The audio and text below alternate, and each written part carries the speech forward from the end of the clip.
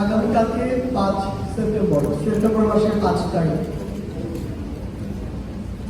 আজ থেকে প্রায় 1 মাস পূর্বে অর্থাৎ 5 আগস্ট আমাদের ছাত্র জনতার যে অভ্যুত্থানটি সংঘটিত হয়েছিল 1971 পরে বাংলাদেশের ইতিহাসে অন্যতম একটি অধ্যায়, যে অধ্যায় দিয়ে 53 বছরের ইতিহাসের একটি পরিবর্তন হয়েছে, কিংবা বলতে পারি যে 16+2 18 বছরের একটি ফ্যাসিজমের যে পট পরিবর্তন এবং পতন সেটি ঘটেছে।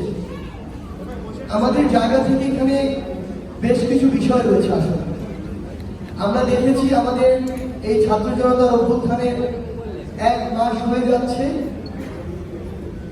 আমাদের যে রক্তের দাগ, সেই দাগগুলো কিন্তু এখনো শুকায় না। আপনি ঢাকা শহরের অন্যতম হসপিটালগুলোতে আছে যান, আপনি Dhaka medical college, Suhrawardy hospital,